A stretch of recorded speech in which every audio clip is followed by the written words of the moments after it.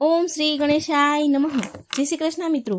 આજે આપણે હોળી વિશે ખૂબ જ સરસ મહત્વપૂર્ણ વિડીયો સાંભળીશું કે હોલિકાની અગ્નિની અંદર શું શું અર્પણ કરવું જોઈએ, શું ન કરવું જોઈએ અને શું અર્પણ કરવાથી ધનના માર્ગ ખુલે છે અને કયો મંત્ર બોલવો જોઈએ જે આપણે લક્ષ્મી આવવાના માર્ગ ખોલે છે। તો મિત્રો ખૂબ જ સરસ વિડીયો છે, પૂરો ધ્યાનથી અંત સુધી સાંભળજો અને સારો લાગે તો શેર કરજો, લાઈક કરજો અને મારી ચેનલને સબસ્ક્રાઇબ કરજો। કોમેન્ટ બોક્સમાં ભગવાનનું નામ પણ જરૂર લખજો। ઓમ નમો ભગવતે વાસુદેવાય। હિન્દુ કેલેન્ડર મુજબ હોળીનો તહેવાર દર વર્ષે ફાગણ મહિનાના શુક્લ પક્ષની પૂર્ણિમાની તિથિએ એટલે કે પૂનમના દિવસે ઉજવવામાં આવે છે।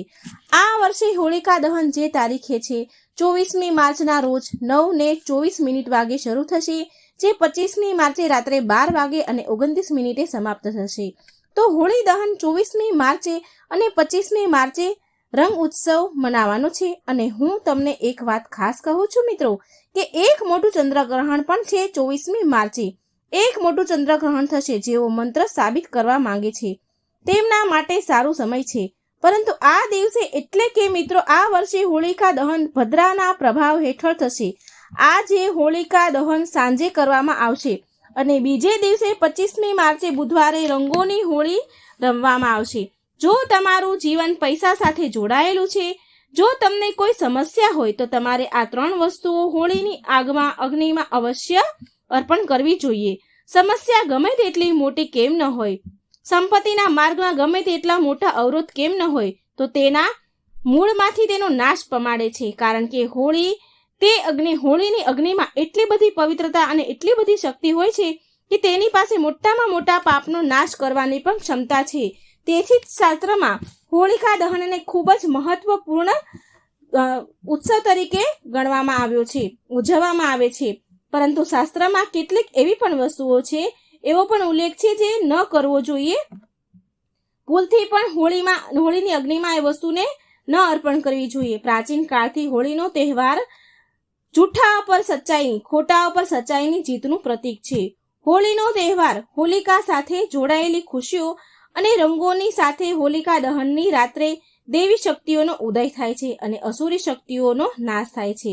હોળીની રાત્રે દેવી શક્તિઓને ઉત્પન્ન થવાથી ગરીબીનો નાશ થાય છે અને એ જીવનની તમામ મુશ્કેલીઓ પરેશાનીઓનો પણ નાશ થાય છે।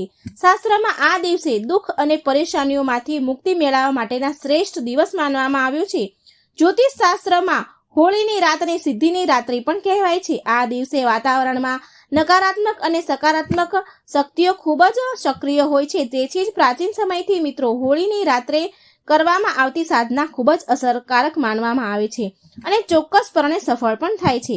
આમાં કોઈ શંકા નથી। તેથી આજે તમને મહત્વપૂર્ણ ઉપાય વિશે જણાવીશ, જેનો શાસ્ત્રમાં ઉલ્લેખ છે। આ તમારે ઉકેલ કરવો જોઈએ, જે સમસ્યાઓનો અંત લાવવા માટે જ છે, જે તમારા જીવનમાં અને પરિવારમાં સમસ્યાઓ અને ગરીબીને દૂર કરે છે। તમે શાંતિ અને સુખની સ્થાપના કરી શકશો। એટલા માટે તમારે આ દિવસે નિશ્ચિત રહીને આ કરવું જ જોઈએ। શાસ્ત્રોએ ઘણા બધા ગુપ્ત ઉપાયો જણાવ્યા છે, જેનું હંમેશા પાલન કરવું જોઈએ।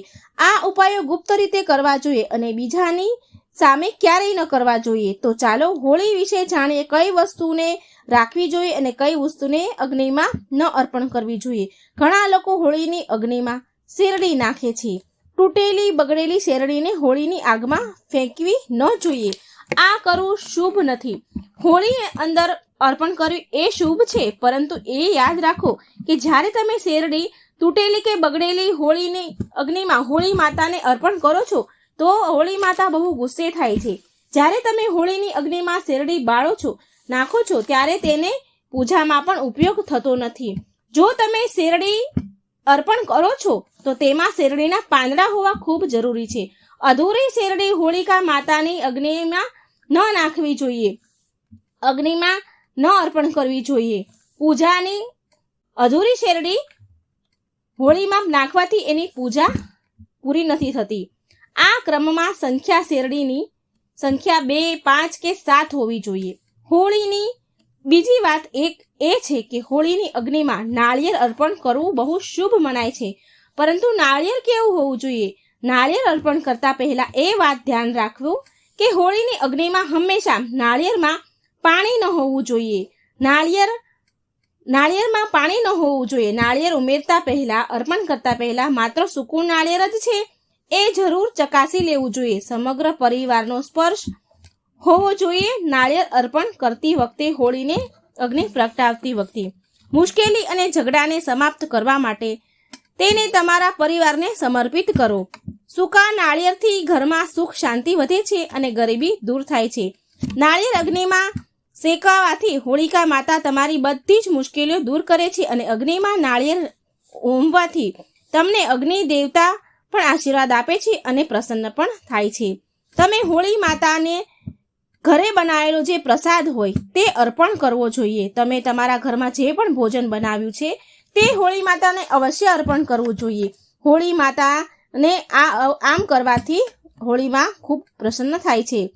ભજીયા, મીઠી રોટલી, કંઈ પણ તમે માતા હોળીને અર્પણ કરી શકો છો. આનાથી માં હોળી ખુશ થાય. ભજીયા કે મીઠી રોટલી અર્પણ કરતી વખતે 2-4ની સંખ્યામાં અર્પણ કરવી જોઈએ. 3ની સંખ્યા ક્યારેય ન રાખવી, ક્યારેય અર્પણ ન કરવી 3ની સંખ્યા. હોળી માતાને બરફી અર્પણ પણ કરવી જોઈએ. જ્યાં હોળી ઉજવવામાં આવતી હોય ત્યાં ઘઉંના દાણા કે કોઈ પણ પ્રકારના અનાજ અર્પણ કરવા જોઈએ. કોઈ પણ પ્રકારનો પાક અર્પણ કરવા જોઈએ. આ પ્રચલિત છે, આ માન્યતા છે. તમારા ઘરમાં જો અનાજ હોય, ચોખા, પાપડ, ઘઉં કે કંઈ પણ અનાજ હોય તે હોળી માતાની અગ્નિમાં અર્પણ કરવા જોઈએ. હોળિકા દહનના દિવસે હોળી પ્રગટાવ્યા પહેલા એક ઉપાય જરૂર કરજો મિત્રો. હોળીમાં સિંદૂર અર્પણ કરજો. સિંદૂર લગાવો અને આ મંત્રનો જાપ કરો. ઓમ હિમ મહાલક્ષ્મીએ નમઃ. આ મંત્રનો જાપ કરવાથી ઘરમાં લક્ષ્મી પ્રવેશે છે, ધનની કમી દૂર થાય છે. કપડાને ક્યારેય પણ અગ્નિમાં બાળવાના જોઈએ. આ ખૂબ જ અશુભ માનવામાં આવ્યું છે મિત્રો. હોળીની અગ્નિમાં પ્લાસ્ટિક કે કચરા જેવી ગંદી વસ્તુઓ ક્યારેય ન નાખવી. આમ કરવાથી હોળીની અગ્નિમાં દુર્ગંધ પેદા થાય છે અને વાતાવરણ અશુદ્ધ થાય છે. હોળીની અગ્નિમાં ગાયના છાણ અને સૂકા લાકડાનો જ ઉપયોગ કરવો જોઈએ. એરંડાના પાન પણ લગાવવા જોઈએ ઘરમાં. હોળીની અગ્નિ પ્રગટાવવાથી આસપાસની તમામ નકારાત્મક ઉર્જાનો નાશ થાય છે. સૌ પ્રથમ હોળીને ફરતે જળની પ્રદક્ષિણા કરવી જોઈએ અને પૂરા મનથી, હૃદયથી તમારી જે પણ ઈચ્છા હોય તે હોળી માતા સામે, હોળી પ્રગટાવી હોય ત્યાં સામે વ્યક્ત કરવી જોઈએ અને જે પણ ભૂલ ચૂક કરી હોય, પાપ કર્યા હોય, તમારા તમામ પાપની ક્ષમા માંગવી જોઈએ. તે એક હોળીના દિવસે બધા જ પાપનો નાશ થાય છે અને હોળી માતા આશીર્વાદ આપે છે અને ખૂબ જ પુણ્ય મળે છે. હોળીની અગ્નિમાં ક્યારેય હાનિકારક રસાયણ ન નાખવા જોઈએ. તેલનો ઉપયોગ કરી શકાય છે પરંતુ પેટ્રોલ કે કેરોસીનનો ઉપયોગ કરવો નહીં. શાસ્ત્રો અનુસાર હોળિકા દહનના દિવસે અમુક કામ ક્યારેય ન કરવા જોઈએ. સ્ત્રીઓએ હોળીની પૂજા કરતા પહેલા ખુલ્લા વાળ ન રાખવા જોઈએ. વાળ બાંધીને જ પૂજા કરવી જોઈએ. એવું મનાય છે કે આ દિવસે નકારાત્મક શક્તિઓ ચરમસીમા પર હોય છે. તમારા વાળ ખુલ્લા રાખવાથી આ નકારાત્મક શક્તિ તમારા તરફ આકર્ષિત થઈ શકે છે. જો કોઈ સ્ત્રી માસિક ધર્મમાં હોય તો તેને હોળીની પૂજા ન કરવી જોઈએ. એવું પણ કહેવામાં આવ્યું છે કે ગર્ભવતી સ્ત્રીએ હોળીની નજીક, અગ્નિની નજીક ન જવું જોઈએ કારણ કે તેના બાળક પર નકારાત્મક ઉર્જાનો અસર થઈ શકે છે. હોળી પ્રગટાવ્યા પછી જે હોળીની રાખ હોય છે તેનો ઉપયોગ કરી શકાય છે. તેને ઘરે લાવો અને ઘરના ખૂણામાં રાખી શકાય છે. પાણીમાં ભેળવીને ઘર સાફ કરી શકાય છે. તેનો ઘરમાં છંટકાવ કરી શકાય છે.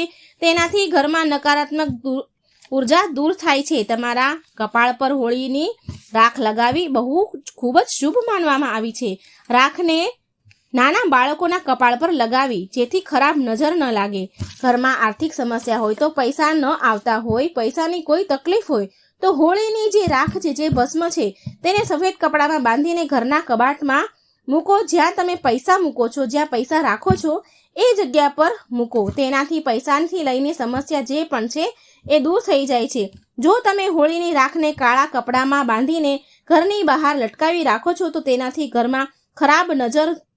ઘરની ખરાબ નજર દૂર થાય છે અને ખુશીઓ આવે છે, શાંતિનો અનુભવ થાય છે. હોળીના દિવસે ક્યારેય કોઈને સફેદ વસ્તુ ઉધાર ન આપવી કે પછી સફેદ વસ્તુની ખરીદી પણ ન કરવી કારણ કે તે તમારા જીવનમાં દુર્ભાગ્ય લાવી શકે છે.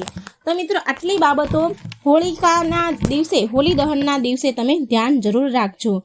તો મિત્રો જો તમને વિડીયો સારો લાગે તો લાઈક કરજો, શેર કરજો અને મારી ચેનલને સબસ્ક્રાઇબ જરૂર કરજો. કોમેન્ટ બોક્સમાં ભગવાનનું નામ જરૂર લખજો.